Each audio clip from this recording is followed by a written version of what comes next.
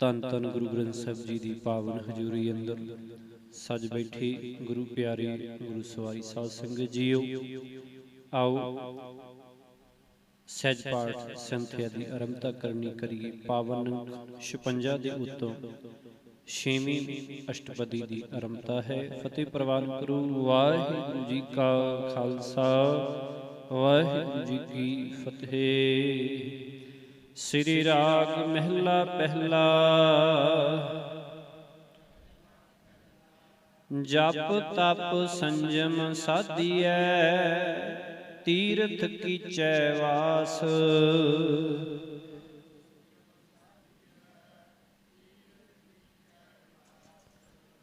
ਪਾਤਸ਼ਾਹ ਜੀ ਨੇ ਇੱਥੇ ਸ਼ਬਦ ਵਰਤਿਆ ਹੈ ਜਪ ਤਪ ਸੰਜਮ। ਅਤੇ ਆਪਾਂ ਸੰਧਿਆ ਵੇਲੇ ਸੋਦਰ ਦੀ ਬਾਣੀ ਪੜ੍ਹਦੇ ਹਾਂ, ਉਹਦੇ ਵਿੱਚ ਵੀ ਆਉਂਦਾ ਹੈ ਜਪ ਤਪ ਸੰਜਮ ਧਰਮ ਨਾ ਕਮਾਇਆ। ਬਹੁਤੀ ਵਾਰ ਜਪ ਤੇ ਤਪ ਹੈ ਜਿਹੜਾ ਉਹ ਸ਼ਬਦ ਇਕੱਠੇ ਆਉਂਦੇ ਨੇ ਗੁਰਬਾਣੀ ਦੇ ਵਿੱਚ। ਨਾਲ ਇਹਨਾਂ ਦੇ ਕਈ ਵਾਰ ਸੰਜਮ ਸ਼ਬਦ ਹੈ ਜਿਹੜਾ ਆਦਿ, ਇਹ ਵੀ ਉਹ ਇਕੱਠੇ ਕਰਕੇ ਵਰਤੇ ਨੇ। ਕਹਿਣ ਤੋਂ ਭਾਵ ਹੈ ਕਿ ਜਦੋਂ ਵੀ ਮਨੁੱਖ ਜਿਵੇਂ ਜਪ ਦਾ ਜਦੋਂ ਇਸ ਤਰੀਕੇ ਨਾਲ ਕਰਨਾ ਕਿ ਮੰਤਰਾਂ ਦਾ ਪਾਠ ਇਸ ਤਰੀਕੇ ਨਾਲ ਕਰਨਾ ਕਿ ਕਿਸੇ ਸਿੱਧੀ ਆਦਿ ਦੀ ਪ੍ਰਾਪਤੀ ਹੋ ਜਾਏ। ਕਿ ਜਪ ਤਪ ਕਰਨੇ ਕਿ ਰਿੱਧੀਆਂ ਅਤੇ ਸਿੱਧੀਆਂ ਪ੍ਰਾਪਤ ਹੋਣ। ਕਿ ਜਿਵੇਂ 18 ਸਿੱਧੀਆਂ 9 ਨਿਧੀਆਂ 18 ਸਿੱਧੀਆਂ। ਅੱਜ ਸਵੇਰ ਦੇ ਪਾਵਨ ਮੁੱਖ ਵਾਕ ਵਿੱਚ ਵੀ ਸਤਿਗੁਰੂ ਜੀ ਨੇ ਬਖਸ਼ਿਸ਼ ਰਹਿਮਤ ਕੀਤੀ ਸੀ। ਜਦੋਂ ਕੋਈ ਮਨੁੱਖ ਫਿਰ ਇਹਨਾਂ ਚੀਜ਼ਾਂ ਨੂੰ ਮੁੱਖ ਰੱਖ ਕਰਕੇ ਰਿੱਧੀਆਂ ਸਿੱਧੀਆਂ ਨੂੰ ਕਿ ਮੈਨੂੰ ਕੋਈ ਬਾਹਰੀ ਸ਼ਕਤੀ ਤਾਕਤ ਹਾਸਲ ਹੋ ਜਾਏ, ਉਦੋਂ ਫਿਰ ਕੁਝ ਵਿਸ਼ੇਸ਼ ਮੰਤਰ ਜਿਹੜੇ ਪੁਰਾਤਨ ਗ੍ਰੰਥਾਂ ਦੇ ਵਿੱਚ ਦਰਜ ਨੇ ਉਹਨਾਂ ਨੂੰ ਵਿਸ਼ੇਸ਼ ਤਰੀਕੇ ਦੇ ਨਾਲ ਜਿਹੜਾ ਹੈ ਉਹ ਉਚਾਰਨ ਕਰਦਾ ਹੈ। ਕਈ ਵਾਰ ਦੇਖਦੇ ਹਾਂ ਨਾ ਆਪਾਂ ਕਿ ਮੜੀਆਂ ਮਸਾਣਾਂ ਦੇ ਵਿੱਚ ਵੀ ਐਸੇ ਕਾਰਜ ਜਿਹੜੇ ਕੀਤੇ ਜਾਂਦੇ ਨੇ ਉਹ ਇਸੇ ਦਾ ਹੀ ਸਿੱਟਾ ਹੈ। ਕਈ ਵਾਰ ਚੌਂਕਾਂ ਦੇ ਵਿੱਚ ਜਿਹੜੇ ਉਹ ਐਸੇ ਕਾਰਜ ਵੀ ਕੀਤੇ ਜਾਂਦੇ ਨੇ। ਕੋਈ ਰਾਤ ਨੂੰ ਚੁਰਸਤੇ ਦੇ ਵਿੱਚ ਨਹਾ ਗਿਆ, ਕੋਈ ਟੂਣਾ ਕਰ ਗਿਆ, ਕੋਈ ਕਿਸੇ ਨੇ ਕੁਕੜੀ ਛੱਡਤੀ ਕਾਲੀ, ਕਿਸੇ ਨੇ ਕੁਛ ਕਰਤਾ, ਕਿ ਉਹ ਇਸੇ ਸਾਰੇ ਕਾਸੇ ਦੇ ਵਿੱਚ ਆ ਜਾਂਦੇ ਆ ਜਪ ਤਪ ਦੇ ਵਿੱਚ। ਕਿ ਇਸ ਤਰੀਕੇ ਦੇ ਨਾਲ ਅਸੀਂ ਕਾਰਜ ਕਰਾਂਗੇ ਤੇ ਸਾਨੂੰ ਪ੍ਰਾਪਤੀ ਹੋ ਜਾਏਗੀ। ਇੱਥੋਂ ਤੱਕ ਕਿ ਭਾਵੇਂ ਪੁਰਾਣੇ ਸਮਾਜ ਦੇ ਵਿੱਚ ਐਸੀ ਬਹੁਤ ਵੱਡੇ ਤਰੀਕੇ ਦੇ ਨਾਲ ਇਹ ਕਾਰਜ ਚੱਲਦਾ ਸੀ ਕਿ ਮਨੁੱਖਾਂ ਦੀ ਬਲੀ ਦਿੱਤੀ ਜਾਂਦੀ ਸੀ। ਅੱਜ ਵੀ ਅਜਿਹੀਆਂ ਖਬਰਾਂ ਬੜੀਆਂ ਮਿਲਦੀਆਂ ਨੇ ਕਿ ਬੱਚਿਆਂ ਦੀ ਬਲੀ ਦਿੱਤੀ ਜਾਂਦੀ ਹੈ। ਬਹੁਤ ਦੂਰ ਦੀ ਗੱਲ ਤੇ ਵੱਖਰੀ ਹੈ। ਪੰਜਾਬ ਦੇ ਵਿੱਚ ਵੀ ਐਸੀਆਂ ਇੱਕ ਦੋ ਘਟਨਾਵਾਂ ਜਿਹੜੀਆਂ ਥੋੜੇ ਜਿਹੇ ਸਮੇਂ ਵਿੱਚ ਵੇਖਣ ਨੂੰ ਮਿਲ ਗਈਆਂ ਕਿ ਬੱਚੇ ਦੀ ਪ੍ਰਾਪਤੀ ਲੈਣ ਵਾਸਤੇ ਹੀ ਬੱਚੇ ਦੀ ਬਲੀ ਦੇ ਦਿੱਤੀ ਗਈ। ਇਹ ਕਿਹਦੇ ਚ ਨੇ? ਇਹ ਜਪ ਤਪ ਸੰਜਮ ਇਹਦੇ ਵਿੱਚ, ਜਾਂ ਕੋਈ ਤਾਕਤ ਹਾਸਲ ਕਰਨ ਦੇ ਲਈ ਜਿਹੜਾ ਹੈ ਇਹ ਦੇਵੀ ਆਦਿ ਨੂੰ ਜਿਹੜੀ ਹੈ ਉਹ ਬਲੀ ਦਿੱਤੀ ਜਾਂਦੀ ਹੈ। ਇਹ ਸਾਰਾ ਕੁਝ ਇਹਦੇ ਵਿੱਚ ਹੀ ਆਉਂਦਾ ਹੈ ਕਿ ਇਹ ਇਹਦੀ ਕਿਰਿਆ ਹੈ, ਇਹਨੂੰ ਪੂਰਨ ਕਰਨ ਵਾਸਤੇ ਕਿ ਸਾਨੂੰ ਕੋਈ ਸਿੱਧੀ ਪ੍ਰਾਪਤ ਹੋ ਜਾਏ। ਪਾਤਸ਼ਾਹ ਜੀ ਆਖਣਗੇ ਜਪ ਭਾਵ ਮੰਤਰਾਂ ਦਾ ਪਾਠ, ਉਹਦਾ ਮਨੋਰਥ ਜਿਹੜਾ ਹੈ ਕਿਸੇ ਸਿੱਧੀ ਨੂੰ ਪ੍ਰਾਪਤ ਕਰਨਾ ਹੋਵੇ। ਤਪ ਪੁੱਠਾ ਲਟਕੇ ਜਾਂ ਧੂਣੀਆਂ ਤਪਾ ਕੇ ਸਰੀਰ ਨੂੰ ਕਸ਼ਟ ਦੇਣਾ। ਇਹ ਤੇ ਆਪਾਂ ਬਹੁਤ ਵਾਰ ਸਰਵਣ ਕਰ ਚੁੱਕੇ ਹਾਂ ਕਿ ਜੇ ਗਰਮੀ ਹੈ ਤੇ ਆਪਣੇ ਆਲੇ ਦੁਆਲੇ ਅੱਗ ਬਾਲ ਕੇ ਬੈਠਣਾ, ਧੂਣਾ ਲਾ ਕੇ ਬੈਠਣਾ ਕਿ ਸਰੀਰ ਤੰਗ ਹੋਏ, ਤੇ ਜੇ ਠੰਡ ਹੈ ਤੇ ਕੱਪੜੇ ਉਤਾਰ ਕੇ ਪਾਣੀ ਦੇ ਵਿੱਚ ਖਲੋ ਜਾਣਾ ਜਾਂ ਬਹਿ ਜਾਣਾ ਕਿ ਸਰੀਰ ਨੂੰ ਕਸ਼ਟ ਦਿੱਤਾ। ਤੇ ਸੰਜਮ ਤੋਂ ਭਾਵ ਹੁੰਦਾ ਹੈ ਰੋਕ ਰੱਖਣੀ, ਕਿ ਇੰਦਰੀਆਂ ਨੂੰ ਕਾਬੂ ਰੱਖਣ ਦਾ ਕੋਈ ਸਾਧਨ, ਕੋਈ ਤਰੀਕਾ ਬਣਾਉਣਾ ਕਿ ਇੰਦਰੀਆਂ ਕਾਬੂ ਦੇ ਵਿੱਚ ਰਹਿਣ। ਉਹਦੇ ਲਈ ਕਈ ਵਾਰ ਇੰਦਰੀਆਂ ਨੂੰ ਜਿਹੜਾ ਹੈ ਕੱਟ ਲਗਾ ਦਿੱਤਾ ਜਾਂਦਾ ਹੈ। ਕਈ ਵਾਰ ਉਹਨਾਂ ਨੂੰ ਜਿਹੜਾ ਹੈ ਕਿਸੇ ਗਹਿਣੇ ਆਦਿ ਦੇ ਨਾਲ ਹੈ ਜਿਹੜਾ ਉਹ ਵੀ ਵਿੰਨਿਆ ਜਾਂਦਾ ਹੈ ਕਿ ਇਹ ਇੰਦਰੀਆਂ ਕਾਬੂ ਦੇ ਵਿੱਚ ਰਹਿਣ। ਇਸੇ ਕਰਕੇ ਪਾਤਸ਼ਾਹ ਜੀ ਫਿਰ ਇੱਥੇ ਇਹੀ ਦੱਸਦੇ ਹਨ ਫਿਰ ਤੀਰਥ ਕੀਚੇ ਵਾਚ। ਤੀਰਥ ਤੋਂ ਭਾਵ ਤੀਰਥ ਉੱਤੇ ਸਤਿਗੁਰੂ ਜੀ ਆਖਣ ਲੱਗੇ ਜੇਕਰ ਕਿਸੇ ਸਿੱਧੀ ਆਦਿਕ ਵਾਸਤੇ ਮੰਤਰਾਂ ਦਾ ਪਾਠ ਕੀਤਾ ਜਾਏ ਤਪ ਤੋਂ ਭਾਵ ਧੂਣੀਆਂ ਆਦਿਕ ਤਪਾ ਕੇ ਸਰੀਰ ਨੂੰ ਕਸ਼ਟ ਦਿੱਤਾ ਜਾਏ। ਸੰਜਮ ਇਸਤਰੀਆਂ ਨੂੰ ਵਸ ਕਰਨ ਦਾ ਕੋਈ ਸਾਧਨ ਕੀਤਾ ਜਾਏ। ਅਤੇ ਤੀਰਥ ਕੀਚੈ ਵਾਸ, ਵਾਸ ਤੋਂ ਭਾਵ ਵਾਸਾ ਕਰਨਾ, ਕਿ ਕਿਸੇ ਤੀਰਥ ਉੱਤੇ ਨਿਵਾਸ ਜਿਹੜਾ ਹੈ ਉਹ ਕੀਤਾ ਜਾਏ, ਕਿ ਤੀਰਥ ਉੱਤੇ ਜਿਹੜਾ ਹੈ ਉਹ ਰਹਿਣਾ ਹੋਏ। ਪੁੰਨ ਦਾਨ ਚੰਗਿਆਈਆਂ ਬਿਨ ਸਾਚੇ ਕਿਆ ਤਾਸ।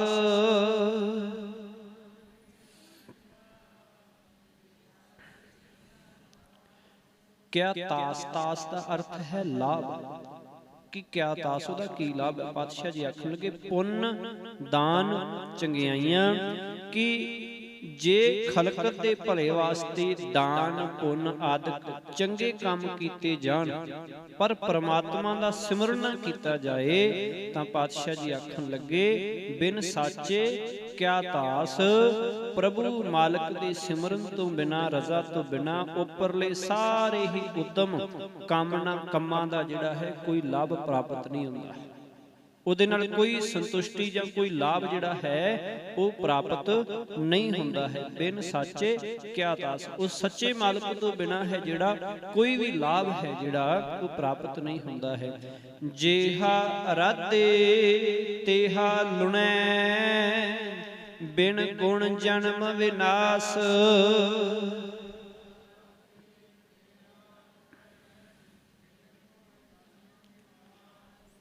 ਬੜਾ ਸੌਖਾ ਪਾਤਸ਼ਾਹ ਜੀ ਨੇ ਆਖਿਆ, ਜੇਹਾ ਅਰਾਧੇ ਤੋਂ ਭਾਵ ਬੀਜਣਾ, ਜਿਵੇਂ ਜੈਸਾ ਬੀਜੈ ਸੋ ਲੁਣੈ, ਉਹੋ ਹੀ ਸ਼ਬਦ ਨੇ ਇਹ। ਅਰਾਧਾ ਤੋਂ ਭਾਵ ਬੀਜਣਾ, ਕਿ ਮਨੁੱਖ ਜਿਹਾ ਵੀ ਬੀਜ ਜਿਹੜਾ ਹੈ, ਜਿਹੋ ਜੇ ਕਰਮ ਬੀਜਦਾ ਹੈ, ਲੁਣੈ ਕਿ ਉਹੋ ਜਿਹਾ ਫਲ ਫਿਰ ਵੱਢਦਾ ਹੈ, ਉਹੋ ਜਿਹਾ ਹੀ ਉਥੋਂ ਫਲ ਪ੍ਰਾਪਤ ਕਰਦਾ ਹੈ। ਪਾਤਸ਼ਾਹ ਜੀ ਆਖਣ ਲੱਗੇ ਜੇ ਮਾਲਕ ਦੀ ਰਜ਼ਾ ਵਿੱਚ ਨਾ ਤੁਰਿਆ ਜਾਏ, ਜੇ ਉਹਦੇ ਹੁਕਮ ਨੂੰ ਨਾ ਮੰਨਿਆ ਜਾਏ, ਉਹਦਾ ਸਿਮਰਨ ਨਾ ਕੀਤਾ ਜਾਏ, ਤਾਂ ਆਤਮਿਕ ਗੁਣ ਫਿਰ ਕਿੱਥੋਂ ਆ ਜਾਣਗੇ, ਕਿੱਥੋਂ ਫਿਰ ਪ੍ਰਾਪਤੀ ਹੋਏਗੀ। ਤੇ ਆਤਮਿਕ ਗੁਣਾਂ ਤੋਂ ਬਿਨਾਂ ਜ਼ਿੰਦਗੀ ਹੈ ਜਿਹੜੀ ਉਹ ਵਿਅਰਥ ਹੀ ਹੈ। ਬਿਨ ਗੁਣ ਜਨਮ ਵਿਨਾਸ਼, ਉਹ ਫਿਰ ਵਿਨਾਸ਼ ਹੀ ਹੈ, ਵਿਅਰਥ ਹੀ ਹੈ, ਉਹਦਾ ਕੋਈ ਲਾਭ ਨਹੀਂ ਹੈ। ਮੁੰਧੇ ਗੁਣ ਦਾਸੀ ਸੁਖ ਹੋਏ,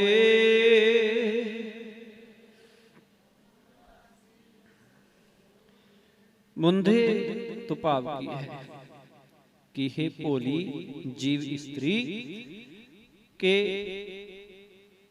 ਗੁਣ ਦਾਸੀ ਸੁਖ ਹੋਏ। ਆਤਮਿਕ ਗੁਣਾਂ ਤੋਂ ਬਿਨਾਂ ਆਤਮਿਕ ਸੁਖ ਹੈ ਜਿਹੜਾ ਉਹ ਨਹੀਂ ਹੋ ਸਕਦਾ।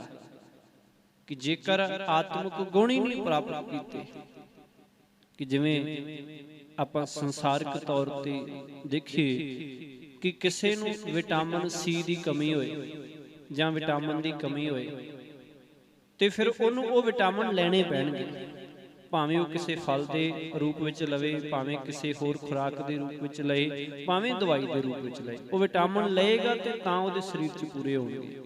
ਇਹੀ ਗੱਲ ਹੈ ਕਿ ਜੇ ਆਤਮਿਕ ਸੁਖ ਹਾਸਲ ਕਰਨਾ ਹੈ ਤੇ ਆਤਮਿਕ ਗੁਣ ਪ੍ਰਾਪਤ ਕਰਨੇ ਪੈਣਗੇ। ਇਹ ਮਾਲਕ ਹੀ ਦੇ ਸਕਦਾ ਹੈ। ਕਿ ਤੇ ਮਾਲਕ ਪ੍ਰਮਾਤਮਾ ਦੇ ਨਾਮ ਤੋਂ ਬਿਨਾਂ ਗੁਣ ਜਿਹੜੇ ਉਹ ਪੈਦਾ ਨਹੀਂ ਹੋ ਸਕਦੇ। ਪਾਤਸ਼ਾਹ ਜੀ ਆਖਣ ਗੁਣ ਦਾਸੀ ਸੁਖ ਹੋਏ, ਗੁਣਾਂ ਦੀ ਖਾਤਰ ਪ੍ਰਮਾਤਮਾ ਦੇ ਗੁਣੀ, ਪ੍ਰਮਾਤਮਾ ਦੇ ਗੁਣਾਂ ਦੀ ਦਾਸੀ ਬਣ। ਗੁਣਾਂ ਦੀ ਦਾਸੀ ਤੋਂ ਭਾਵ ਉਹਦੇ ਗੁਣਾਂ ਦੀ, ਉਹਦੇ ਹੁਕਮ ਦੀ ਪਾਲਣਾ ਕਰ। ਜਿਵੇਂ ਗੁਰੂ ਸਾਹਿਬਾਨ ਜੀ ਦੀ ਬਾਣੀ ਆਖਦੀ ਹੈ, ਉਹ ਵੀ ਮਾਲਕ ਦੇ ਕੀ ਨੇ? ਗੁਣ ਨੇ। ਉਹਨੂੰ ਪ੍ਰਾਪਤ ਕਰ ਤੇ ਜੀਵਨ ਵਿੱਚ ਧਾਰਨ ਕਰ। ਉਸ ਮਾਲਕ ਦੀ ਜੋ ਰਜ਼ਾ ਹੈ ਉਹਨੂੰ ਧਾਰਨ ਕਰ। ਦਾਸੀ ਹੋਣਾ ਤੋਂ ਭਾਵ ਹੁੰਦਾ ਹੈ ਗੁਲਾਮ ਹੋ ਜਾਣਾ, ਪੂਰਨ ਤੌਰ ਤੇ ਆਪਣਾ ਸਭ ਕੁਝ ਅਰਪ ਦੇਣਾ। ਕਿ ਜਿਵੇਂ ਆਪਾਂ ਦੇਖਦੇ ਹਾਂ ਨੌਕਰ ਹੁੰਦੇ, ਜਿਹੜੇ ਨੌਕਰ, ਕਿ ਇਹ ਦਾਸ, ਕਿਉਂਕਿ ਦਾਸ ਪ੍ਰਥਾ ਦਾ ਵੀ ਇੱਕ ਸਮਾਂ ਸੀ ਸਮਾਜ ਦੇ ਅੰਦਰ। ਕਿ ਇਸੇ ਤਰੀਕੇ ਦੇ ਨਾਲ ਕਿ ਜਿਵੇਂ ਦਾਸੀ ਹੁੰਦੀ ਹੈ ਨਾ, ਫਿਰ ਉਹਨੂੰ ਜੈਸਾ ਕਿਹਾ ਜਾਵੇ ਉਸੇ ਤਰ੍ਹਾਂ ਹੀ ਕਰਦੀ ਹੈ। ਨੌਕਰ ਜਿਵੇਂ ਕਿ ਉਵੇਂ ਕਰਦਾ, ਇਸੇ ਤਰ੍ਹਾਂ ਫਿਰ ਮਾਲਕ ਦਾ ਦਾਸ ਬਣਦਾ। ਤੇ ਇੱਥੇ ਇਸਤਰੀ ਲਿੰਗ ਸ਼ਬਦਾਂ ਵਿੱਚ ਪਾਤਸ਼ਾਹ ਜੀ ਆਖਦੇ ਦਾਸੀ, ਦਾਸੀ ਹੋ ਜਾ, ਪੂਰਨ ਤੌਰ ਤੇ ਉਹਦੇ ਗੁਣਾਂ ਨੂੰ ਧਾਰਨ ਕਰ। ਅਵਗਣ ਤਿਆਗ ਸਮਾਈਐ ਗੁਰਮਤਿ ਪੂਰਾ ਸੋਏ ਰਹਾਓ।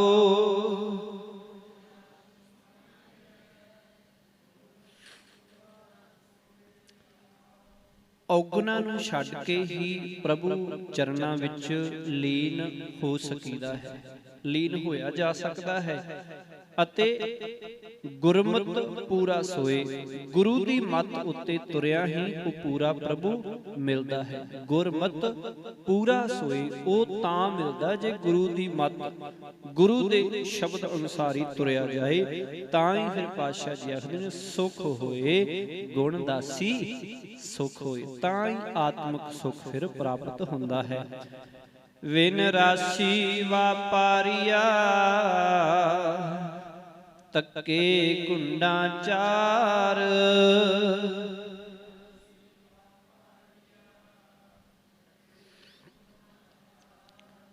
ਪਾਤਸ਼ਾਹ ਜੀ ਆਖਣ ਲੱਗੇ ਰਾਸ਼ੀ ਤੋਂ ਭਾਵ ਕਿ ਸਰਮਾਇਆ, ਪੂੰਜੀ।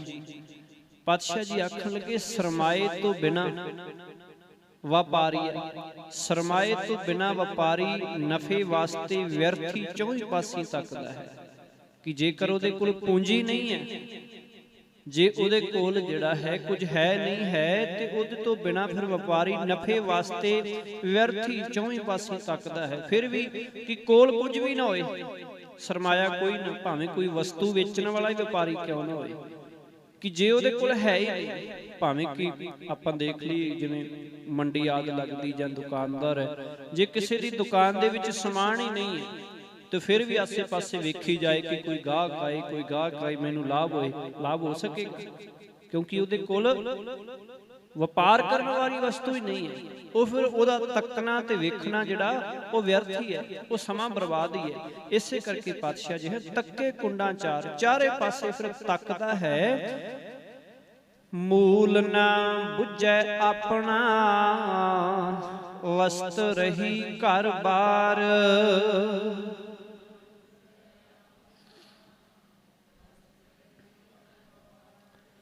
ਪਾਤਸ਼ਾਹ ਜੀ ਆਖਦੇ ਹਨ ਇਸੇ ਤਰ੍ਹਾਂ ਕਿ ਜਿਹੜਾ ਮਨੁੱਖ ਆਪਣੀ ਜ਼ਿੰਦਗੀ ਦੇ ਮੂਲ ਪ੍ਰਭੂ ਨੂੰ ਨਹੀਂ ਸਮਝਦਾ, ਉਸ ਦਾ ਅਸਲ ਸਰਮਾਇਆ ਉਸ ਦੇ ਹਿਰਦੇ ਘਰ ਦੇ ਅੰਦਰ ਹੀ ਅਣਪਛਾਤਾ ਫਿਰ ਪਿਆ ਰਹਿੰਦਾ ਹੈ ਕਿ ਹੈ ਬੜਾ ਕੁਛ ਅੰਦਰ, ਪਰ ਉਹਨੂੰ ਪਛਾਣਦਾ ਹੀ ਨਹੀਂ, ਮੂਲ ਨੂੰ ਨਹੀਂ ਪਛਾਣਦਾ।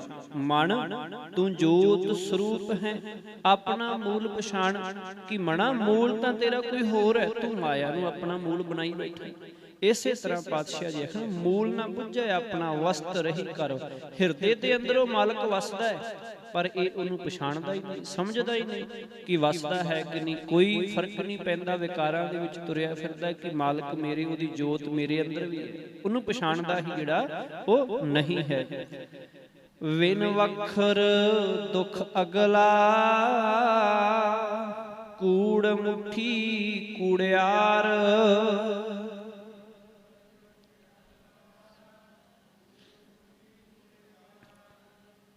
ਕੂੜ ਮੁੱਠੀ ਕੂੜਿਆਰ ਕਿ ਨਾਸ਼ਵੰਤ ਪਦਾਰਥਾਂ ਦੀ ਵਪਾਰਨ ਜੀਵ ਇਸਤਰੀ ਕੂੜ ਵਿੱਚ ਲੱਗ ਕੇ ਆਤਮਿਕ ਗੁਣਾਂ ਵੱਲੋਂ ਫਿਰ ਲੁੱਟੀ ਜਾ ਰਹੀ ਹੈ, ਤੇ ਨਾਮ ਵਖਰ ਤੋਂ ਵਾਂਝੇ ਰਹਿ ਕੇ ਉਸ ਨੂੰ ਬਹੁਤ ਆਤਮਿਕ ਕਲੇਸ਼ ਫਿਰ ਸਹਿਣਾ ਪੈਂਦਾ ਹੈ।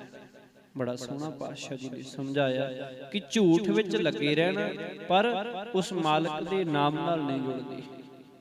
ਪਾਤਸ਼ਾਹ ਜੀ ਆਖਣ ਲੱਗੇ ਸਾਡਾ ਜੀਵਨ ਹੈ ਨਾ ਜਿਹੜਾ ਉਹ ਬੜਾ ਕੀਮਤੀ ਹੈ। ਐਵੇਂ ਮਾਇਆ ਦੇ ਪਦਾਰਥਾਂ ਪਿੱਛੇ ਲੱਗ ਕੇ ਇਹਨੂੰ ਵਿਅਰਥ ਨਾ ਕਰ ਕਿ ਐਵੇਂ ਲੁਟਾਈ ਜਾ ਰਿਹਾ ਆਪਣੇ ਗੁਣ, ਐਵੇਂ ਗੁਣ ਜਿਹੜੇ ਵਿਅਰਥ ਕਰੀ ਜਾ ਰਹੇ ਇਹ ਵਾਪਸ ਨਹੀਂ ਆਉਣੇ। ਇਹ ਸਵਾਸ ਜਿਹੜੇ ਮਾਇਆ ਦੇ ਵਿੱਚ ਜਿਹੜੇ ਨੇ ਬਤੀਤ ਕਰੀ ਜਾ ਰਹੇ ਆ ਵਿਕਾਰਾਂ ਦੇ ਵਿੱਚ, ਇਹ ਵਾਪਸ ਨਹੀਂ ਆਉਣੇ। ਇਸ ਕਰਕੇ ਐਸਾ ਲਾਹਾ ਕਰ, ਐਸਾ ਲਾਭ ਕਮਾ ਕਿ ਤੇਰੇ ਗੁਣਾਂ ਦਾ ਮੁੱਲ ਪੈ ਸਕੇ ਅਤੇ ਬਾਕੀ ਵੀ ਸਭ ਪ੍ਰਾਪਤੀ ਹੋ। ਖੈਰ ਕਿ ਬਿਨ ਵਖਰ ਦੁੱਖ ਅਗਲਾ, ਇਹਦੇ ਨਾਲ ਫਿਰ ਆਤਮਿਕ ਦੁੱਖ ਹੀ, ਬਹੁਤ ਦੁੱਖ ਪ੍ਰਾਪਤ ਜਿਹੜਾ ਉਹ ਹੁੰਦਾ ਹੈ। ਲਾਹਾ ਅਹਨਿਸ ਨੌ ਤਨਾ ਪਰਖੇ ਰਤਨ ਵਿਚਾਰ।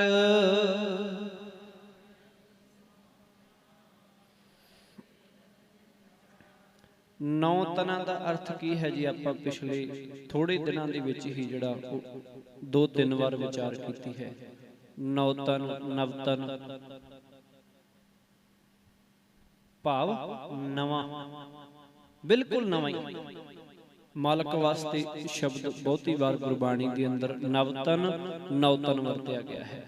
ਨਵਤਨ ਭਾਵ ਨਵਾਂ। ਪਾਤਸ਼ਾਹ ਜੀ ਆਖਣ ਲੱਗੇ, ਐ ਲਾਹਾ ਅਹਨਸ ਨੌਤਨਾ ਪਰਖੇ ਰਤਨ ਵਿਚਾਰ, ਕਿ ਜਿਹੜਾ ਮਨੁੱਖ ਸੋਚ ਸਮਝ ਕੇ ਨਾਮ ਰਤਨ ਨੂੰ ਪਰਖਦਾ ਹੈ, ਨਾਮ ਦੀ ਕੀਮਤ ਪਾਉਂਦਾ ਹੈ, ਭਾਵ ਕਿ ਆਪਣੇ ਸਵਾਸਾਂ ਨੂੰ ਉਸ ਮਾਲਕ ਦੇ ਨਾਮ ਵਿੱਚ ਜੋੜਦਾ ਹੈ, ਉਸ ਨੂੰ ਦਿਨ ਰਾਤ ਆਤਮਿਕ ਗੁਣਾਂ ਦਾ ਨਿਤ ਨਵਾਂ ਨਫਾ ਪੈਂਦਾ ਹੈ, ਨਵੀਂ ਉਹਨੂੰ ਪ੍ਰਾਪਤੀ ਹੁੰਦੀ ਹੈ। ਕਿ ਜਿਵੇਂ ਕੋਈ ਵੀ ਜਗਿਆਸੂ ਹੋਏ, ਉਹ ਅੱਜ ਬਾਣੀ ਪੜ੍ਹੇ, ਕੱਲ ਨੂੰ ਦੁਬਾਰਾ ਫਿਰ ਪੜ੍ਹੇ, ਉਹਨੂੰ ਫਿਰ ਕੁਝ ਨਵਾਂ ਲੱਭਦਾ ਹੈ। ਕਿ ਆਪਾਂ ਜਦੋਂ ਤੋਂ ਆਪਣੀ ਸੋਝੀ ਆਪਾਂ ਸਾਰੇ ਲਗਭਗ ਜਪਜੀ ਸਾਹਿਬ ਦਾ ਪਾਠ ਕਰਦੇ ਹਾਂ, ਪਰ ਅੱਜ ਵੀ ਸਾਨੂੰ ਕਈ ਵਾਰ ਪੜ੍ਹਦਿਆਂ ਵਿੱਚੋਂ ਨਵਾਂ ਹੀ ਲੱਭ ਪੈਂਦਾ ਹੈ। ਕਿ ਭਾਵੇਂ 50-50 ਸਾਲ ਹੋ ਗਏ ਪਾਠ ਕਰਦਿਆਂ ਨੂੰ, ਪਰ ਫਿਰ ਵੀ ਹਰ ਦਿਨ ਕੁਝ ਨਵਾਂ ਸਿੱਖਣ ਨੂੰ ਮਿਲਦਾ ਹੈ, ਨਵਾਂ ਹੀ। ਕਹਿਣ ਤੋਂ ਭਾਵ ਹੈ ਕਿ ਨਿਤ ਨਵਾਂ ਹੀ ਕੁਝ ਨਵੇਂ ਗੁਣ ਜਿਹੜੇ ਕੋ ਮਾਲਕ ਫਿਰ ਆਤਮਿਕ ਗੁਣ ਬਖਸ਼ਿਸ਼ ਕਰਦਾ ਹੈ। ਵਸਤ ਲਹਿ ਘਰ ਆਪਣੇ ਚੱਲੈ ਕਾਰਜ ਸਾਰ,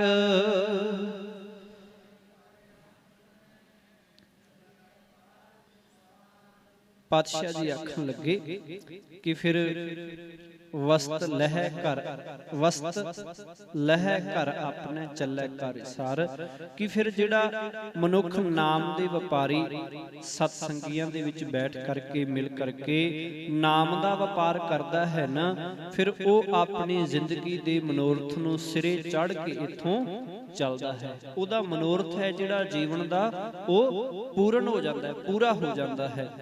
ਵਣਜਾਰਿਆਂ ਸਿਉ ਵਣਜ ਕਰ, ਗੁਰਮੁਖ ਬ੍ਰਹਮ ਵਿਚਾਰ,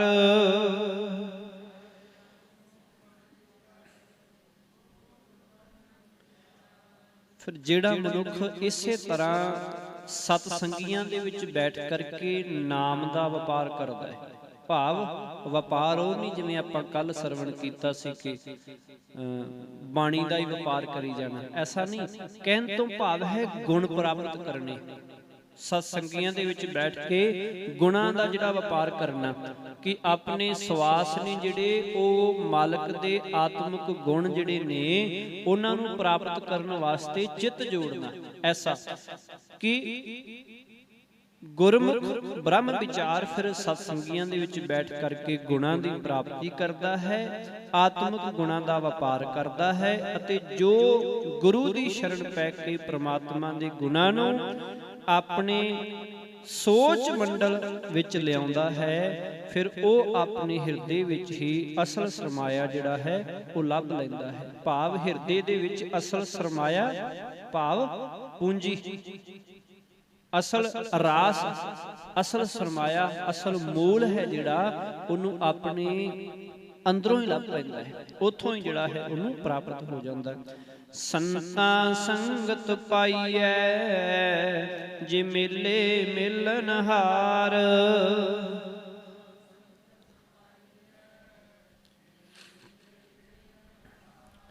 ਪਾਤਸ਼ਾਹ ਜੀ ਆਖਣ ਲੱਗੇ ਕਿ ਸੰਤਾਂ ਸੰਗਤ ਪਾਈਐ ਜੇ ਮੇਲੇ ਮਿਲਨ ਹਾਰ, ਕਿ ਪ੍ਰਮਾਤਮਾ ਆਪ ਹੀ ਆਤਮਿਕ ਗੁਣਾਂ ਦਾ ਖਜ਼ਾਨਾ ਜਿਹੜਾ ਉਹ ਲੁਭਾ ਸਕਦਾ ਹੈ, ਆਪ ਹੀ ਉਹ ਦੱਸ ਸਕਦਾ ਕਿ ਗੁਣਾਂ ਦਾ ਖਜ਼ਾਨਾ ਕਿੱਥੇ ਹੈ। ਜੋ ਉਸ ਖਜ਼ਾਨੇ ਨਾਲ ਮਿਲਾਪ ਕਰਾਉਣ ਦੇ ਸਮਰੱਥ ਪ੍ਰਭੂ ਫਿਰ ਆਪ ਮਿਲਾਪ ਕਰਾ ਦੇ, ਆਪ ਬਖਸ਼ ਦੇ ਕਿ ਇਹ ਖਜ਼ਾਨਾ ਹੈ, ਆਪ ਉਹ ਹਿਰਦੇ ਦੇ ਅੰਦਰ ਸੋਝੀ ਦੇਵੇ ਕਿ ਹਿਰਦੇ ਦੇ ਅੰਦਰ ਹੀ ਹੈ, ਤਾਂ ਉਹ ਖਜ਼ਾਨਾ ਪਾਤਸ਼ਾਹ ਜੀ ਆਖਣ ਲੱਗੇ ਸੰਤਾਂ ਦੀ ਸੰਗਤ ਵਿੱਚ ਰਿਹਾ ਹੀ ਲੱਭ ਸਕਦਾ ਹੈ। ਕਿ ਰਸਤਾ ਹੈ ਜਿਹੜਾ ਉਹ ਸਤ ਸੰਗੀਆਂ ਸੰਗਤਾਂ ਦੇ, ਸੰਤੋ ਨਹੀਂ ਕੋਈ ਵਿਸ਼ੇਸ਼ ਮਨੁੱਖ, ਜਿਹੜੇ ਮਾਲਕ ਦੇ ਗੁਣਾਂ ਨੂੰ ਪੂਰਨ ਤੌਰ ਤੇ ਆਪਣੇ ਹਿਰਦੇ ਜੀਵਨ ਦੇ ਵਿੱਚ ਕਮਾਉਂਦੇ ਨੇ, ਗੁਰੂ ਦੇ ਸ਼ਬਦ ਨੂੰ ਪੂਰਨ ਤੌਰ ਤੇ ਜੀਵਨ ਦੇ ਵਿੱਚ ਜਿਨ੍ਹਾਂ ਨੇ ਲਾਗੂ ਕੀਤਾ ਹੋਇਆ। ਆ ਗੱਡੀਆਂ ਵਾਲੇ, ਵੱਡੀਆਂ ਗੱਡੀਆਂ ਵਾਲੇ ਸੰਤਾਂ ਦੀ ਗੱਲ ਨਹੀਂ ਪਾਤਸ਼ਾਹ ਜੀ ਕਰ ਰਹੇ, ਉਹਨਾਂ ਤੇ ਡਰ ਲੱਗਿਆ ਰਹਿੰਦਾ ਹੈ ਕਿ ਕਿਸੇ ਪਾਸਿਓਂ ਕੋਈ ਆ ਹੀ ਨਾ ਜਾਏ, ਵਾਧੂ ਦੇ ਨਾਲ ਜਿਹੜੇ ਨੇ ਉਹ ਇਕੱਠੇ ਕੀਤੇ ਹੁੰਦੇ ਆ, ਸੰਗਤ ਦਾ ਹੀ ਪੈਸਾ, ਸੰਗਤ ਦੀਆਂ ਗੱਡੀਆਂ, ਸੰਗਤ ਦਾ ਹੀ ਤੇਲ, ਤੇ ਚਲੋ ਜੀ। ਉਹ ਸੰਤ ਨਹੀਂ। ਸੰਤ ਹਮੇਸ਼ਾ ਇਹਨਾਂ ਚੀਜ਼ਾਂ ਤੋਂ ਨਿਰਲੇਪ ਹੀ ਰਹਿੰਦਾ। ਜੇ ਹੋਵੇ ਵੀ ਤੇ ਉਹਦੇ ਚਾਲ ਢਾਲ ਵੱਖਰੀ ਹੁੰਦੀ ਹੈ। ਬਥੇਰੇ ਸੰਤ ਸਮਾਜ ਵਿੱਚ ਤੁਰੇ ਫਿਰਦੇ ਆ। ਆਪਾਂ ਵਿਚਾਰ ਕਿਸੇ ਨੇ ਕਿਸੇ ਦੀ ਕਰ ਲਈ। ਪਿਛਲੇਰੇ ਦਿਨੀ ਜਿਹੜਾ ਹੈ ਉਹ ਤੀਆਂ ਦਾ ਤਿਉਹਾਰ ਲੰਘਿਆ, ਸ਼ਾਇਦ ਆਪ ਜੀ ਨੇ ਇੰਟਰਨੈਟ ਤੇ ਵੇਖਿਆ ਹੋਏ। ਐਸੇ ਵੀ ਆਪਣੇ ਆਪ ਨੂੰ ਸੰਤ ਕਹਾਉਂਦੇ ਨੇ ਕਿ ਚੂੜੀਆਂ ਦਾ ਲੰਗਰ ਲਾਇਆ ਹੋਇਆ। ਸ਼ਾਇਦ ਆਪਨੇ ਵੇਖਿਆ ਹੋਏ, ਨਹੀਂ ਤੇ ਸਰਚ ਕਰ ਲਿਓ ਕਿ ਚੂੜੀਆਂ ਦਾ ਲੰਗਰ ਲਾਇਆ ਗਿਆ ਡੇਰੇ ਦੇ ਵਿੱਚ ਵੀ, ਕਿ ਸੰਗਤ ਆਓ ਤੇ ਚੂੜੀਆਂ ਪਾ ਕੇ ਜਾਓ। ਕਿ ਦੇਖੋ ਇਹ ਗੁਰਮਤ ਹੈ, ਇਹ ਬਾਣੀ ਹੈ। ਗੁਰੂ ਸਾਹਿਬ ਨੇ ਸਾਨੂੰ ਕੜਾ ਬਖਸ਼ਿਆ ਤੇ ਬਾਬੇ ਸਾਨੂੰ ਚੂੜੀਆਂ ਪਵਾ ਰਹੇ ਆ। ਹੋ ਸਕਦਾ ਹੈ ਕਿ ਆਪਣੇ ਚੇਲੇ ਚਾਲੜਿਆਂ ਨੂੰ ਵੀ ਪਵਾ ਦੇਣ। ਕਹਿਣ ਤੋਂ ਭਾਵ ਹੈ ਐਸੇ ਸੰਤ ਨਹੀਂ। ਆਪ ਤੋਂ ਤੁਰਿਆ ਨਹੀਂ ਜਾਂਦਾ, ਸਾਈਕਲ ਦੇ ਉੱਤੇ ਜਿਹੜੇ 2-4 ਜਣੇ ਫੜ ਕੇ ਲਿਆ ਰਹੇ ਆ, ਲੱਤਾਂ ਭਾਰ ਨਹੀਂ ਚੱਲਦੀਆਂ।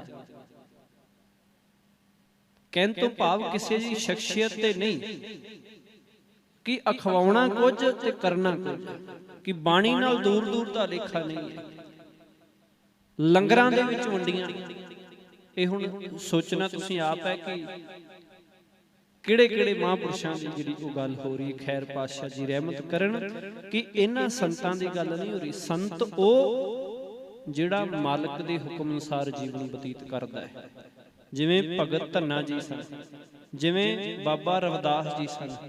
ਉਹਨਾਂ ਨੇ ਕੋਈ ਵਿਸ਼ੇਸ਼ ਚੌਂਕੜੇ ਨਹੀਂ ਲਾਏ, ਉਹ ਆਪਣੀ ਕਿਰਤਕਾਰ ਕਰਦੇ ਸਨ ਪੂਰਨ ਤੌਰ ਤੇ ਮਾਲਕ ਦੇ ਹੁਕਮ ਵਿੱਚ ਰਹਿ ਕੇ।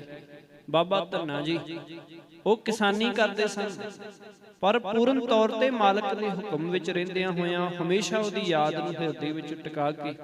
ਸੈਣ ਨਾਈ ਬੁੱਤਕਾਰੀ ਆ, ਜਿਹੜਾ ਘਰਾਂ ਦੇ ਵਿੱਚ ਨਿੱਕੇ ਨਿੱਕੇ ਕੰਮ ਕਰਦਾ, ਉਹ ਵੀ ਕਿਰਤ ਕਰਦਾ ਹੈ। ਉਹਦੇ ਹਿਰਦੇ ਵਿੱਚ ਵੀ ਮਾਲਕ ਹੈ, ਉਹ ਵੀ ਭਗਤ ਦਾ ਰੂਪ। ਅਸੀਂ ਭਗਤ ਆਖਦੇ ਹਾਂ, ਇਹ ਹੈ ਭਗਤੀ। ਭਗਤ ਤੇ ਸੰਤ ਕਿਸੇ ਵਿਸ਼ੇਸ਼ ਬੰਦੇ ਦੇ ਲਈ ਨਹੀਂ ਪਾਤਸ਼ਾਹ ਨੇ ਵਰਤਿਆ, ਉਹ ਇੱਕ ਅਵਸਥਾ ਹੀ ਬਖਸ਼ੀ ਹੈ।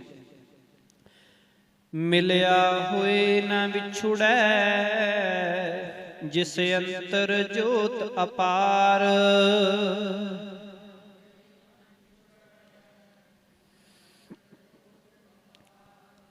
ਪਾਤਸ਼ਾਹ ਜੀ ਆਖਣ ਲੱਗੇ, ਫਿਰ ਜਿਸ ਮਨੁੱਖ ਦੇ ਅੰਦਰ ਬੇਅੰਤ ਪ੍ਰਭੂ ਦੀ ਜੋਤ ਇੱਕ ਵਾਰ ਜਗ ਪਏ, ਭਾਵ ਉਹ ਮਾਲਕ ਨਾਲ ਮਿਲਾਪ ਹਾਸਲ ਕਰ ਲਏ, ਫਿਰ ਉਹ ਪ੍ਰਭੂ ਚਰਨਾਂ ਵਿੱਚ ਮਿਲਿਆ ਹੋਇਆ ਮੁੜ ਕਦੇ ਵਿਛੜਦਾ ਨਹੀਂ, ਕਦੇ ਦੂਰ ਨਹੀਂ ਹੁੰਦਾ।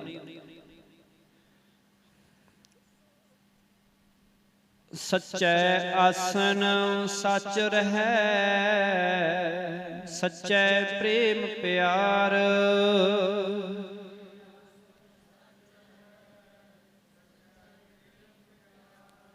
ਕਿਉਂਕਿ ਫਿਰ ਉਹ ਮਨੁੱਖ ਜਦੋਂ ਮਿਲ ਪੈਂਦਾ ਹੈ, ਉਹ ਅਡੋਲ ਆਤਮਿਕ ਆਸਨ ਉੱਤੇ ਬੈਠ ਜਾਂਦਾ ਹੈ ਤੇ ਸਦਾ ਸਿਰ ਮਾਲਕ ਦੇ ਵਿੱਚ ਲਿਵ ਲਾ ਲੈਂਦਾ ਹੈ। ਉਹ ਆਪਣਾ ਪ੍ਰੇਮ ਪਿਆਰ ਸੱਚੇ ਪ੍ਰਭੂ ਵਿੱਚ ਫਿਰ ਪਾ ਲੈਂਦਾ ਹੈ, ਸਦਾ ਲਈ ਵੀ ਜੁੜ ਜਾਂਦਾ ਹੈ। ਕਹਿਣ ਤੋਂ ਭਾਵ ਜਦੋਂ ਜਿਹਦਾ ਮਿਲਾਪ ਹੋ ਗਿਆ, ਫਿਰ ਉਹ ਕਦੇ ਵਿਛੜਦਾ ਨਹੀਂ ਹੈ। ਜਿਵੇਂ ਦੇਖਦੇ ਹੋ ਨਾ ਕਿ ਇੱਕ ਪਾਸੇ ਕਰੰਟ ਵਾਲੀ ਤਾਰ ਹੋਏ, ਦੂਜੇ ਪਾਸੇ ਕਰੰਟ ਨਾ ਹੋਏ, ਤੇ ਜਦੋਂ ਉਹ ਜੁੜ ਜਾਂਦੀ ਹੈ ਨਾ, ਉਹ ਫਿਰ ਅੱਗੇ ਜਿੱਥੇ ਵੀ ਬਲਬ ਹੋਏ, ਲਾਈਟ, ਜਿੱਥੇ ਵੀ ਕੋਈ ਮਸ਼ੀਨਰੀ ਹੋਈ, ਉਸੇ ਵੇਲੇ ਚੱਲ ਪੈਂਦੀ। ਕਹਿਣ ਤੋਂ ਭਾਵ ਗੱਲ ਹੈ ਕਿ ਜੋੜ ਹੋਣ ਦੀ।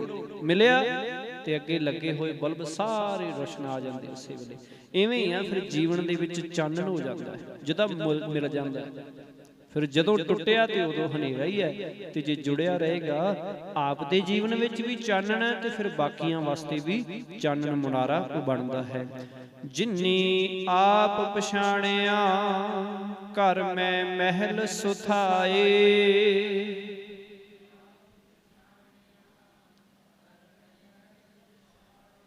ਸੁਥਾਏ ਤੋਂ ਭਾਵ ਸ੍ਰੇਸ਼ਟ ਥਾਂ ਵਿੱਚ। ਪਾਤਸ਼ਾਹ ਜੀ ਆਖਣ ਲੱਗੇ, ਜਿਨੀ ਆਪ ਪਛਾਣਿਆ, ਕਿ ਗੁਰੂ ਦੀ ਮੱਤ ਉੱਤੇ ਤੁਰ ਕੇ ਫਿਰ ਜਿਨ੍ਹਾਂ ਨੇ ਆਪਣੇ ਆਪ ਨੂੰ ਪਛਾਣ ਲਿਆ, ਭਾਵ ਆਪਣੇ ਮੂਲ ਨੂੰ ਪਛਾਣ ਲਿਆ ਹੈ, ਉਹਨਾਂ ਨੂੰ ਆਪਣੇ ਹਿਰਦੇ ਰੂਪ ਸੋਹਣੇ ਥਾਂ ਵਿੱਚ ਪਰਮਾਤਮਾ ਦਾ ਨਿਵਾਸ ਥਾਂ ਫਿਰ ਲੱਭ ਪੈਂਦਾ ਹੈ। ਭਾਵ ਅੰਦਰ ਹੀ ਮਾਲਕ ਦੀ ਜੋਤ ਹੈ, ਫਿਰ ਉਹਦਾ ਅਹਿਸਾਸ ਹੋ ਜਾਂਦਾ ਹੈ। ਉਹ ਫਿਰ ਜੋਤ ਜਿਹੜੀ ਉਹ ਦਿਸ ਪੈਂਦੀ ਹੈ। ਸੱਚੇ ਸੇਤੀ ਰਤਿਆ ਸੱਚੋ ਪੱਲੇ ਪਾਏ।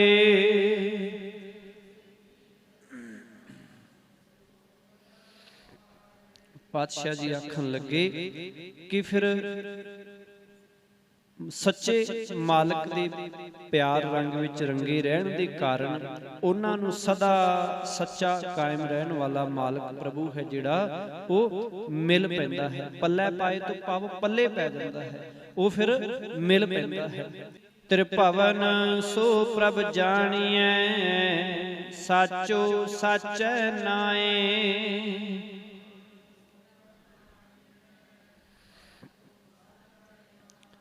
ਪਾਤਸ਼ਾਹ ਜੀ ਨੇ ਹੁਣ ਇੱਥੇ ਪੱਲੇ ਪਾਏ ਸ਼ਬਦ ਵਰਤੇ ਆ।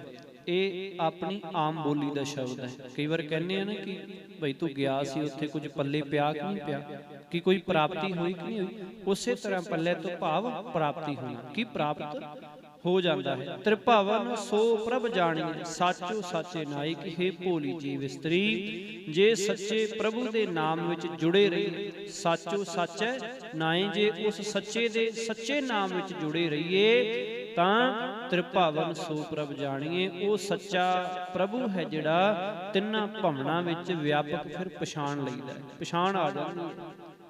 ਵੱਖ-ਵੱਖ ਵਿਦਵਾਨਾਂ ਨੇ ਵੱਖ-ਵੱਖ ਤਰੀਕਿਆਂ ਨਾਲ ਜਿਹੜੇ ਅਰਥ ਕੀਤੇ ਨੇ। ਭਾਵੇਂ ਕਿ ਤਿੰਨ ਭਵਨ ਨੇ, ਜਿਹੜਾ ਉਹ ਆਕਾਸ਼, ਪਤਾਲ ਤੇ ਥਲ ਨੂੰ ਆਖਿਆ ਜਾਂਦਾ ਹੈ, ਪਰ ਕਈ ਵਾਰ ਇਹਨਾਂ ਦੇ ਅਰਥ ਇਸ ਤਰ੍ਹਾਂ ਵੀ ਨੇ ਕਿ ਬੀਤ ਚੁੱਕਾ ਸਮਾਂ, ਜਿਹੜਾ ਲੰਘ ਗਿਆ ਸਮਾਂ ਹੈ, ਪ੍ਰੈਜ਼ੈਂਟ ਸਮਾਂ ਤੇ ਆਉਣ ਵਾਲਾ ਸਮਾਂ, ਕਿ ਤਿੰਨਾਂ ਦੇ ਵਿੱਚ ਫਿਰ ਉਹ ਮਾਲਕ ਜਿਹੜਾ ਮਹਿਸੂਸ ਹੋ ਜਾਂਦਾ ਹੈ। ਕਿ ਜਦੋਂ ਮਾੜੇ ਕਰਮ ਕਰਦਾ ਸੀ ਜੀਵ, ਉਦੋਂ ਵੀ ਆਖਦਾ ਸੀ ਕਿ ਮਾਲਕ ਤਾਂ ਉਦੋਂ ਵੀ ਨਾਲ ਹੀ ਸੀ, ਮੈਨੂੰ ਤੇ ਸਮਝ ਹੀ ਨਹੀਂ ਆਈ। ਹੁਣ ਪ੍ਰੈਜ਼ੈਂਟ ਸਮੇਂ ਦੇ ਵਿੱਚ ਤੇ ਸਮਝ ਆ ਹੀ ਗਈ ਹੈ, ਤੇ ਆਉਣ ਵਾਲੇ ਸਮੇਂ ਦੇ ਵਿੱਚ ਵੀ ਫਿਰ ਪੂਰਨ ਤੌਰ ਤੇ ਜਿਹੜਾ ਹੈ ਵਿਆਪਕ ਹੀ ਪਛਾਣ ਆ ਜਾਂਦਾ, ਦਿਸਦਾ ਹੈ। ਸਾ ਧਨ ਖਰੀ ਸੁਹਾਵਣੀ ਜਿਨ ਪਿਰ ਜਾਤਾ ਸੰਗ।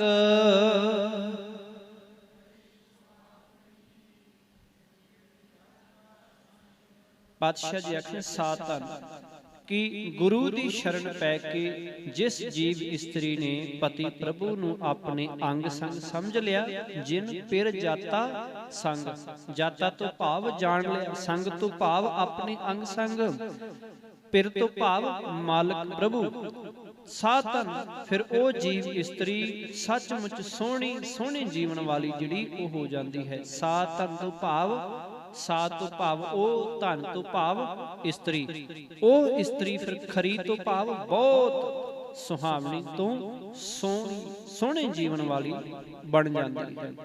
ਮਹਿਲੀ ਮਹਿਲ ਬੁਲਾਈਐ ਸੋ ਪਿਰ ਰਾਵੈ ਰੰਗ।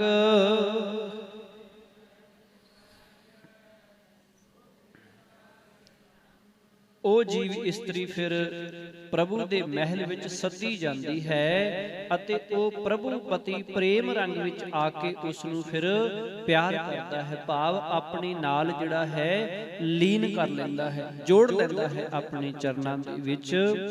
ਸੱਚ ਸੁਹਾਗਣ ਸਾ ਭਲੀ ਪਿਰ ਮੋਹੀ ਗੁਣ ਸੰਗ।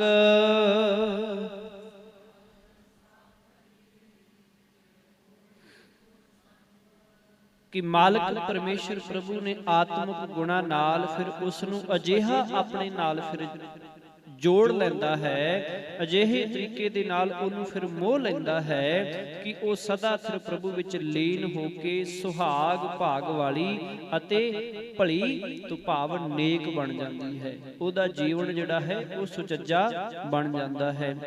ਭੂਲੀ ਭੂਲੀ ਥਲ ਚੜਾ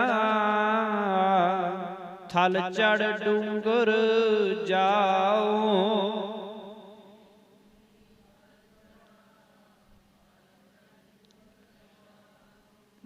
ਡੂੰਗਰ ਦਾ ਅਰਥ ਹੁੰਦਾ ਹੈ ਬਹੁਤ ਔਖਾ ਪਹਾੜੀ ਰਸਤਾ, ਕਿ ਪਹਾੜ ਦੇ ਉੱਤੇ।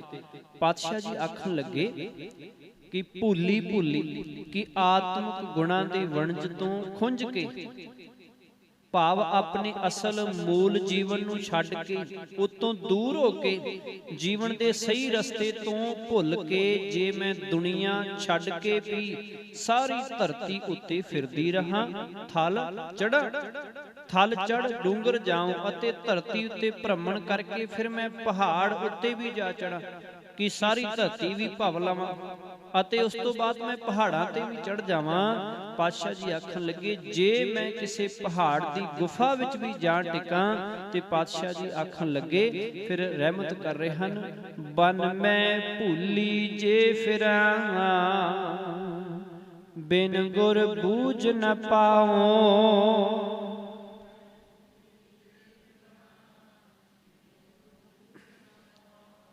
पातशाह जी आखण लगे पिछली पंक्ति दे अंदर डूंगर जाऊं तो भाव पहाड़ ते भी चढ़ जावां, जे पहाड़ां दीयां गुफां विच भी जा टिकां ते सतगुरु जी आखण लगे सही रस्ते तो खुंज के जे मैं जंगलां विच भी भटकदी फिरां तां भी मैनूं आत्मक रस्ते दी सही समझ नहीं पै सकदी, क्योंकि गुरु तो बिना इस रस्ते की सूझ नहीं प्राप्त होंदी, नहीं पता लगता है रस्ते तो बिना।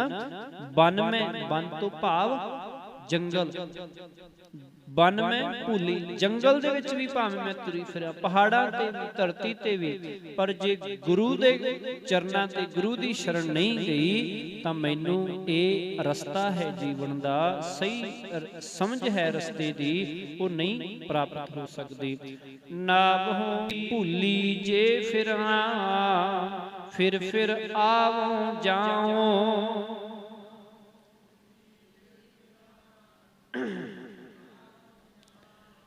पातशाह जी आखण लगे जे मैं परमात्मा दे नाम तो खुंजी हुई जंगलां पहाड़ां विच ही फिरदी रवां, कि इधर ही तुरी फिरां सब थावां ते, तां मैं मुड़ जन्म मरण दे गेड़ फिर वो सहेड़ लवांगी। भाव मैनूं ये जन्म मरण दा जिहड़ा है वो गेड़ पिया ही रहेगा, इहदे विच ही मैं भटकदी रहांगी। पूछो जाए पधाउआ चले चाकर होए,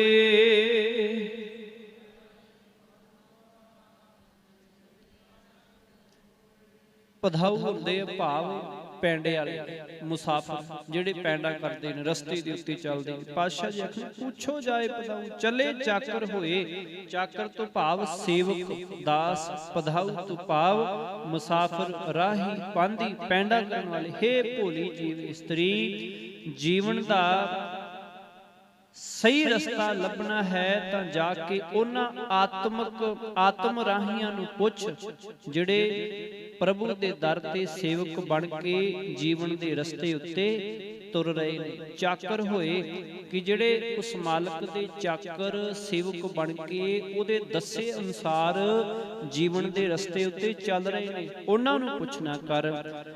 राजन जाने अपना दर कर ठाक न होए,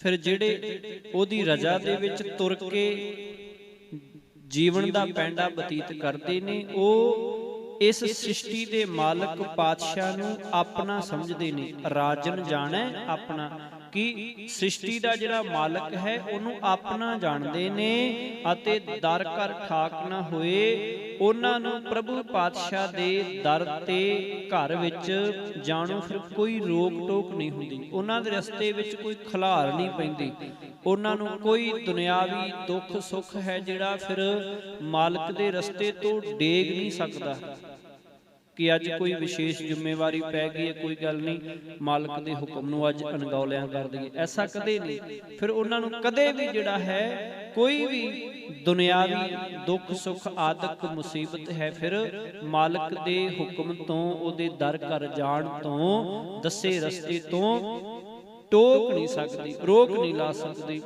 नानक एको रब रहया दूजा अवर न कोए,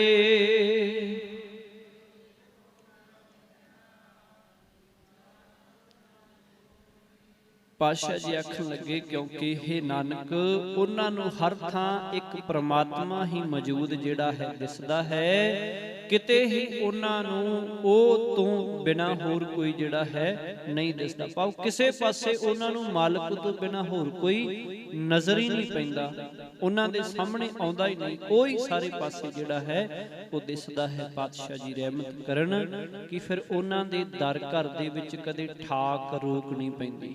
ਕਿ ਜਿਵੇਂ ਅਸੀਂ ਆਪਣਾ ਇਤਿਹਾਸ ਦੇਖ ਲਈਏ ਕਿ ਭਾਵੇਂ ਸਰੀਰ ਚਲਾ ਗਿਆ ਪਰ ਮਾਲਕ ਦੇ ਗੁਰੂ ਦੇ ਦੱਸੇ ਰਸਤੇ ਤੋਂ ਕੋਈ ਪਿੱਛੇ ਨਹੀਂ ਹਟਿਆ। ਭਾਵੇਂ ਖੋਪੜੀਆਂ ਹਿਲਾ ਦਿੱਤੀਆਂ ਗਈਆਂ, ਤਨ ਚੀਰ ਦਿੱਤੇ ਗਏ, ਨੀਹਾਂ 'ਚ ਚਿਣ ਦਿੱਤੇ ਗਏ, ਪਰ ਜੋ ਉਸ ਗੁਰੂ ਮਾਲਕ ਪਰਮੇਸ਼ਰ ਦਾ ਹੁਕਮ ਰਜਾ ਸੀ ਉਹਦੇ ਤੋਂ ਪਿੱਛੇ ਨਹੀਂ ਹਟੇ। ਪਾਤਸ਼ਾਹ ਜੀ ਰਹਿਮਤ ਕਰਨ ਸਾਡਾ ਵੀ ਐਸਾ ਜੀਵਨ ਹੈ ਜਿਹੜਾ ਉਹ ਬਣ ਜਾਏ। ਫਤਿਹ ਪ੍ਰਵਾਨ ਕਰੋ ਜੀ। ਵਾਹਿਗੁਰੂ ਜੀ ਕਾ ਖਾਲਸਾ, ਵਾਹਿਗੁਰੂ ਜੀ ਕੀ ਫਤਿਹ।